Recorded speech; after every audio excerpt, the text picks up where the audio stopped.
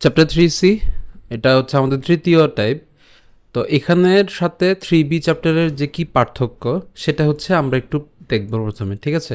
আচ্ছা, এখানে দেখো যে আমাদের এই চ্যাপ্টারে যতগুলো প্রশ্ন আছে সবগুলোর মধ্যে চলক যেগুলো থাকবে মানে এক্স ওয়াই থাকবে, সবগুলা কিন্তু হচ্ছে এক চলক থাকবে, ঠিক আছে? এক চলক থাকবে, দুই চলক মানে স্কোয়ার থাকবে না, অর্থাৎ ঘাত 2 বা 3 থাকবে না, এগুলো সবগুলো হচ্ছে এক চলক থাকবে। এবং এটার ফরম্যাটটা আমাদের সাধারণত হবে এরকম যে A1x, তারপর হচ্ছে প্লাস B1y, হ্যাঁ, প্লাস হচ্ছে C1, এই ধরনের ফরম্যাটে থাকবে এই চ্যাপ্টারের প্রশ্নগুলো, ঠিক আছে?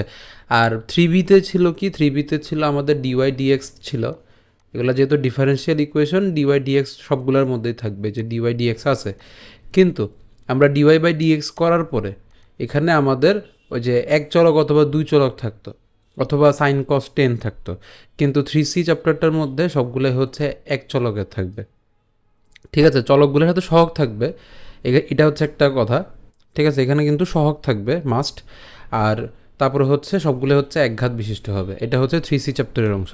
তো এখন হচ্ছে 3C চ্যাপ্টারের যে ম্যাথগুলা, সেই ম্যাথগুলা আমাদের কীভাবে সলভ করব। প্রথমে হচ্ছে আমরা 3B-তে এরকম ওয়ার্কিং রুলটা দেখছিলাম, এখানেও 3C-তে ওয়ার্কিং রুলটা আগে দেখব। ওয়ার্কিং রুল জানা প্রথম কাজ। কেন? কারণ এখানে ওয়ার্কিং রুলটা জানলে একটা ম্যাথ দেখলে ওয়ার্কিং রুল অনুযায়ী বাকি যে কোনো ম্যাথই আসুক, ওই ফরম্যাটটা যদি থাকে তখন সেক্ষেত্রে আমরা ওয়ার্কিং রুল দিয়ে কাজ করে ফেলতে পারবো। তো 3B ম্যাথের মধ্যে আমরা একটা ফরম্যাট শিখছিলাম যে m is equal two x⁴n, হ্যাঁ, তারপরে হচ্ছে আমাদের ফাই y/x, এই টাইপের ছিল, অর্থাৎ y/x এই ফরম্যাটে ছিল। অথবা এই যে x⁴n, এই যে x এর পাওয়ার থাকবে, অথবা y এর পাওয়ার থাকবে। কিন্তু এখানে কিন্তু কোনো পাওয়ার থাকবে না, সবগুলো কিন্তু এক চলক বিশিষ্ট। এটা হচ্ছে আমাদের এই চ্যাপ্টারের, অর্থাৎ 3Cর ম্যাথ বোঝার টেকনিক। কারণ পরীক্ষায় প্রশ্ন দিবে সলভ ইট বা সলভ দ্য ডিফারেন্সিয়াল ইকুয়েশন, এভাবেই দিবে। সেটা 3A হোক 3B হোক, এভাবে দিবে। কিন্তু আমাদের ইকুয়েশন দেখে বুঝতে হবে যেটা কি 3Bর ম্যাথ নাকি হচ্ছে 3Cর ম্যাথ, না 3D না 3E। এখানে তো জি পর্যন্ত আছে। ওকে, সো এখন এখানের মধ্যে প্রথম কাজ হচ্ছে আমাদের এক্সের জায়গায় x+h ধরবো, ওয়াইয়ের জায়গায় হচ্ছে y+k ধরবো। এই যে ধরছি, ধরার পর একটা ডিফারেন্সিয়াল ইকুয়েশন একটা নতুন বের হবে। সেই ডিফারেন্সিয়াল ইকুয়েশন এই যে ডিওয়াই ডিএক্স এই ফরম্যাটে বেরোবে, ঠিক আছে? দেন তারপর হচ্ছে আমরা কি করব, ওই ইকুয়েশনটা থেকে, এখানটা যে ইকুয়েশন বেরোবে সেই ইকুয়েশন থেকে আমাদের এইচ এবং কে এই দুইটার মান আমরা বের করব। বের করার পরে ওই মানটাই আবার এখানে রিপ্লেস করব। রিপ্লেস করার পরে পরবর্তী যে ধাপ, এই পরবর্তী পুরা ধাপটা হচ্ছে আমাদের 3Bর ধাপ। একদম পুরা প্রসেসটা হচ্ছে আমাদের 3Bর ধাপ। তাহলে এখানে জাস্ট নতুন ধাপটা কি, নতুন ধাপটা হচ্ছে আমরা এক্সের জায়গায় x+h ধরবো, ওয়াইয়ের জায়গায় y+k ধরবো, ঠিক আছে? হ্যালো, হ্যাঁ বলো। আমি হচ্ছে 12টা, 12:30 করে আসবো।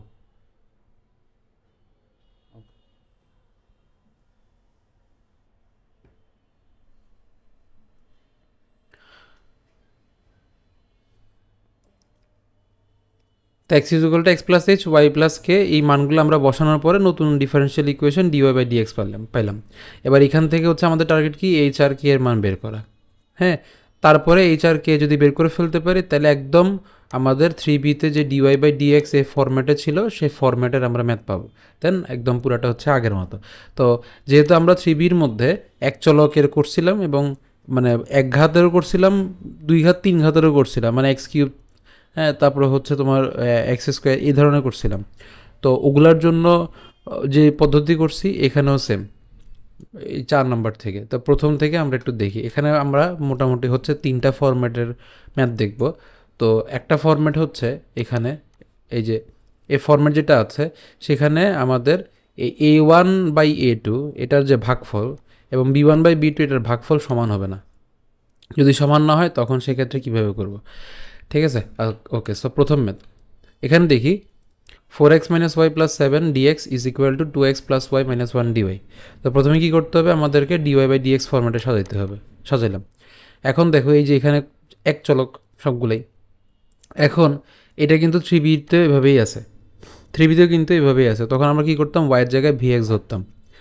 তো এখানে y জায়গায় vx ধরার আগে, মানে আমরা y জায়গায় vx ধরার আগে, কারণ ম্যাথ তো হচ্ছে যেগুলো মুখস্থ হবে না, তো যার কারণে হচ্ছে আমাদের এটা টেকনিকটা মনে রাখতে হবে যে এইভাবে করার পরে y is equal to v x ধরার আগে আমাদের এই জায়গায় দেখতে হবে যে a1/a2 এবং তারপর হচ্ছে b1/b2 এগুলো সহ কেমন অবস্থায় আছে। তো এখন দেখো যে এখানে আমাদের এটা ভাগ করলে আমরা পাই হচ্ছে 2, আর এই পাঁচটাতে ভাগ করলে আমরা অর্থাৎ a1/a2 ভাগ করলে পাই 2, আর b1/b2 ভাগ করলে পাই হচ্ছে -1। সমান হয়েছে? সমান হয় নাই। তাহলে আমাদের ফর্মেটটা এই যে এই ফর্ম 1। তো এখন হচ্ছে প্রথমে কি কাজ করব বলছিলাম যে এক্সের জায়গায় হচ্ছে x প্লাস এইচ বসাবো, ওয়াইয়ের জায়গায় হচ্ছে y প্লাস কে বসাবো। তাহলে বসাই, এই সমীকরণটার মধ্যে বসাবো। তো যখন সমীকরণটার মধ্যে বসাবো একটা জিনিস খেয়াল করি, এখান থেকে আমাদের হচ্ছে dx বের করতে হবে। কেন? ওই যে আমাদের বলছি যে এখানে d capital y d capital x, এটা হচ্ছে 2 নাম্বার আমাদের হচ্ছে ওয়ার্কিং রুল। এই যে এটা আমাদের বের করতে হবে। তো এখানে d capital Y by d capital X বের করতে হবে। তো এইটাকে আমরা অন্তরীকরণ করো, এইটাকে। তো এটাকে যদি অন্তরীকরণ করি দেখো তো কী পাই, বাম পাশে পাই ডিএক্স ইজ ইকুয়াল টু, ডান পাশে আমাদের থাকে হচ্ছে ডি ক্যাপিটাল এক্স, আর এখানে এইচ যেহেতু ধ্রুবক তাহলে হচ্ছে আমাদের এটা 0 হয়ে যাচ্ছে। তো যার কারণে আমরা লিখতে পারি dx is equal to d capital x, আবার dy is equal to d capital y, এবং বলে দিলাম যে এখানের মধ্যে আমাদের এইচ এবং কে হচ্ছে কনস্ট্যান্ট।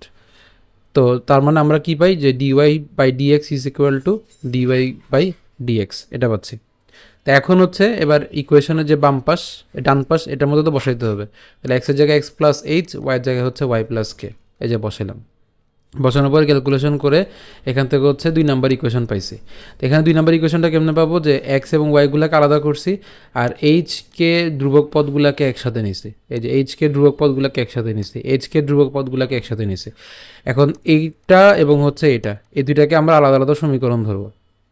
এই যে choose H and K such that, এইটাকে 0 ধরছি সমীকরণ 3, এটাকে 0 ধরলাম সমীকরণ 4। এবার এই দুইটা সমীকরণকে সমাধান করব। আমরা যে বজ্রগুণন পদ্ধতি করছিলাম, মানে আর গুণন পদ্ধতি, সেই আর গুণন পদ্ধতিতে সমাধান করব। ঠিক আছে? তো আর গুণন পদ্ধতি যেখানের মধ্যে আমরা চেইনটা বানিয়ে নিতাম, মনে আছে? তাও আমি একটু বলি। প্রথমে এইচ রাখবো, তারপর হচ্ছে কে রাখবো, তারপর ধ্রুবক পদ। আর আমাদের ওই যে চেইন বানানোর সিস্টেম কি ছিল এটা মনে রাখতে বলছিলাম, এটা শর্টকাট, মানে সহজ টেকনিক, মধ্য বাম ডান মধ্য। ঠিক আছে? এগুলো মনে আছে আশা করি, ফার্স্ট ইয়ারও আমি দেখেছিলাম। আচ্ছা, তারপর এখন হচ্ছে এখানের মধ্যে আমাদের মধ্য মাঝখানের পদ সহগ কত, -1, ডানেরটা কত 7, আবার বামে কত 4, আবার হচ্ছে মাঝখানে হচ্ছে -1। একই রকমভাবে 4 নম্বর সমীকরণের মধ্যে প্রথমে ওই এইচ কে ধ্রুবক পদ সাজাবো, তারপরে মধ্য ডান বাম, এরপর হচ্ছে মধ্য। তো এবার হচ্ছে যে আমাদের ওই যে এইচ আসবে, কে আসবে, আর হচ্ছে 1 আসবে, আর নিচে হচ্ছে কি এই যে দুইটার গুণ। প্রথমে এই যে এখান থেকে শুরু করব, বাম থেকে ডানে যাব, তাহলে -1 ইন্টু -1 তার মানে +1, আর তারপর সূত্রের -1 সাথে 7 গুণ করলে -7, তারপর একই রকমভাবে 7 সাথে 2 গুণ করলে 14, মাইনাস সূত্রে -7 প্লাস হয়ে +4। তো এইভাবে করে আমরা এইচ আর কে এর মান বের করছি। এরপর এইচ আর কে যেটা পাইলাম, এইচ আর কে এর মানটা ওই যে সমীকরণ যে 2 পাইছিলাম সে সমীকরণ 2 এর মধ্যে বসাই দিব। বসাই দিলে এই যে এখন আমাদের d y by d x is equal to, এই যে নতুন যে সমীকরণটা বের হয়েছে এটাই হচ্ছে আমাদের 3b'র সমীকরণগুলো। ঠিক আছে? তাহলে এখন কী হবে, এবার এই 3b, এবার এটাকে একদম হুবহু আগের মতো আমরা সমাধান করবো, অর্থাৎ ওয়াইয়ের জায়গায় ভিএক্স।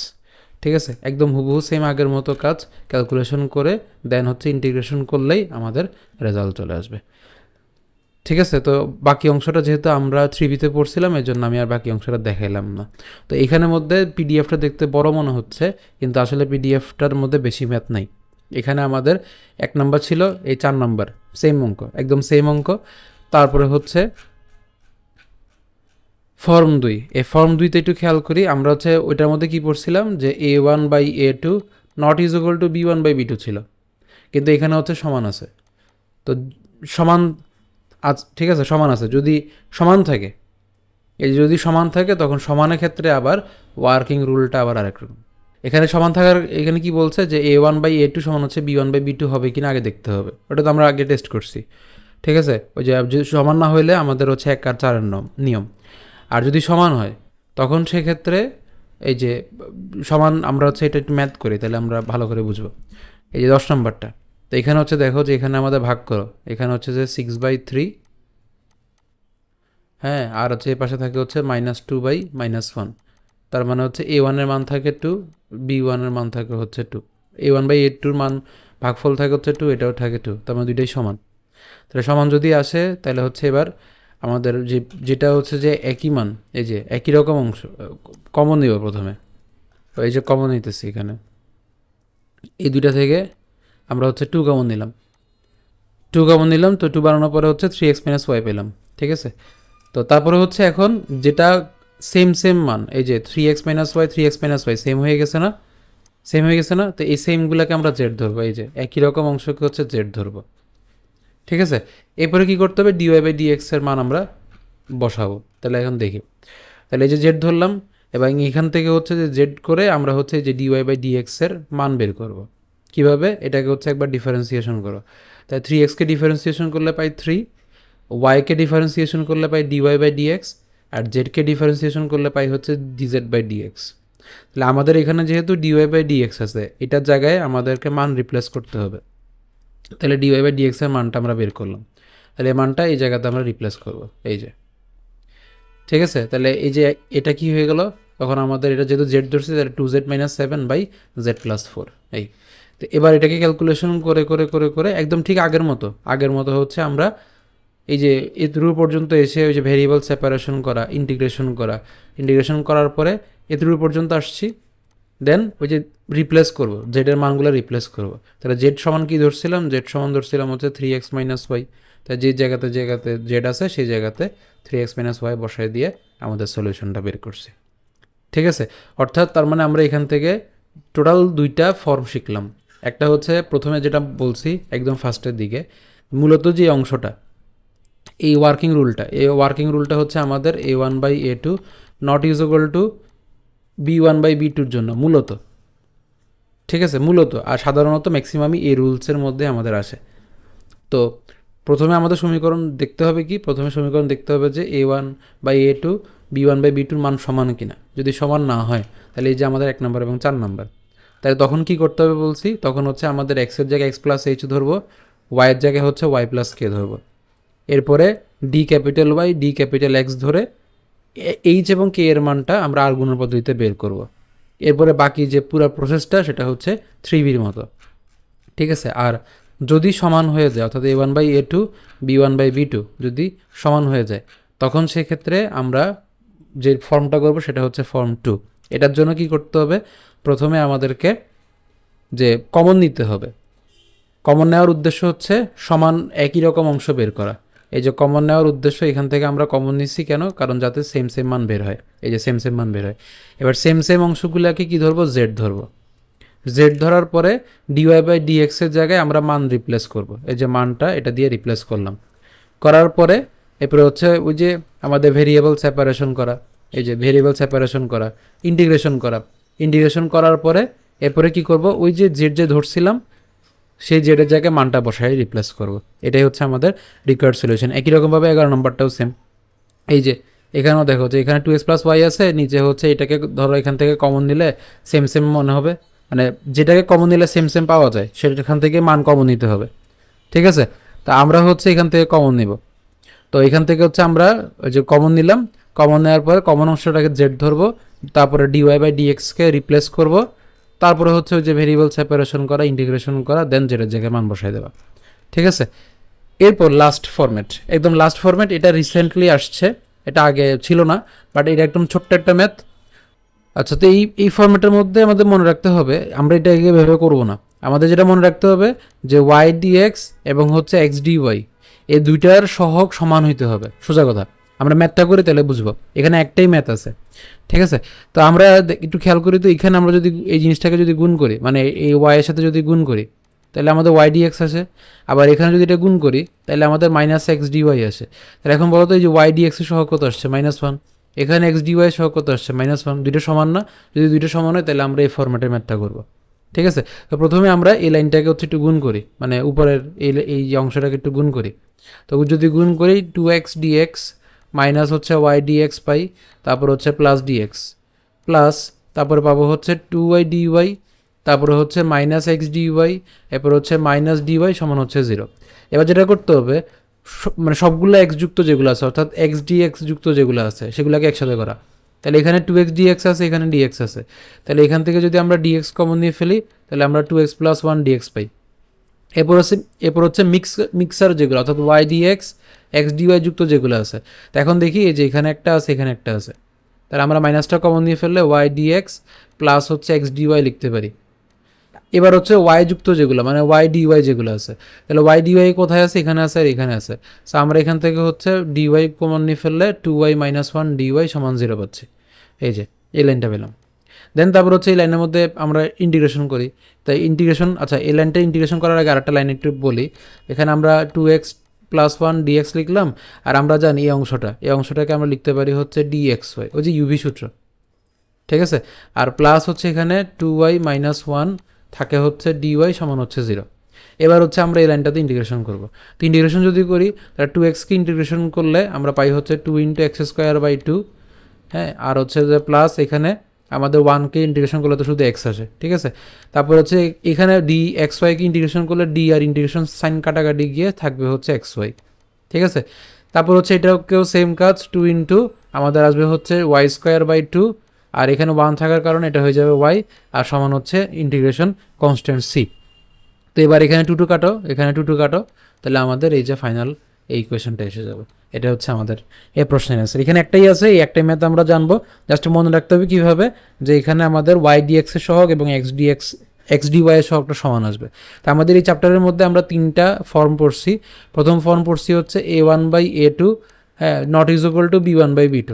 যদি এই ফর্ম্যাট হয় তাহলে আমরা বলছিলাম হচ্ছে এক্সের জায়গায় ক্যাপিটাল এক্স প্লাস এইচ ধরবো, হ্যাঁ, ওয়াইয়ের জায়গায় আমরা হচ্ছে ক্যাপিটাল ওয়াই প্লাস কে ধরবো।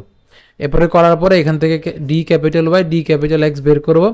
এরপরে এখান থেকে হচ্ছে আমরা এইচ কে এর মান বের করে এরপরে হচ্ছে বাকি অংশটা 3bর মতো করব, ঠিক আছে। আর নাম্বার 2 বলছিলাম হচ্ছে a1/a2 সমান হচ্ছে যদি b1/b2 হয়, তখন সেক্ষেত্রে কি করব, সেক্ষেত্রে হচ্ছে আমাদের ওই যে কমন অংশটা হচ্ছে আমাদের কি করতে হবে, অর্থাৎ একটা কমন নিতে হবে। কমন নেওয়ার পরে যেটা কমন মান সেটাকে আমরা জেড ধরবো। এরপরে dy/dxকে আমরা হচ্ছে মান রিপ্লেস করে ইন্টিগ্রেশন করে জেডের জায়গায় মানটা বসিয়ে দিলে আমাদের অ্যান্সার শেষ। আর নাম্বার 3-এর মধ্যে হচ্ছে কি ওয়াই ডিএক্স এর সহগ আর এক্স ডিওয়াই এর সহগ কী হইতে হবে, সমান হইতে হবে। যদি সমান হয় তাহলে হচ্ছে আমরা এই উদাহরণ 7-এর অঙ্কটা করবো। এটা একটাই আছে, তো এখানে মূলত পরীক্ষায় 2টাই বেশি আসে, ঠিক আছে। আর এখানে 3c আর 3bর মধ্যে পার্থক্য কি বললাম, 3c আর 3bর মধ্যে মূল পার্থক্য হচ্ছে 3bর মধ্যে আমাদের পাওয়ার থাকবে, মানে x⁴ y⁴n, হ্যাঁ, x² y² এই ফর্ম্যাটে থাকবে, এবং এটা dy/dx এই ফর্ম্যাটে থাকবে। কিন্তু 3cর অঙ্কগুলোর মধ্যে সবগুলো হচ্ছে তার যে পাওয়ার, অর্থাৎ তার যে ঘাত, হ্যাঁ, ঘাতের যে পাওয়ার আর কি সোজা কথা, সেটা কত হবে, সেটা হচ্ছে সবসময় 1 হবে, এক চলক বিশিষ্ট হবে। জাস্ট এতটুকুই পার্থক্য। আর যদি এক চলক বিশিষ্ট হয় তখন সেক্ষেত্রে প্রথমে আমাদের এই 2টা টেস্ট করতে হবে। এই 2টা টেস্টের মধ্যে যে টেস্টের মানে সেই অনুযায়ী আমাদের ওয়ার্কিং রুল করে কাজ করলে আমাদের অঙ্কটা সমাধান হবে, ঠিক আছে।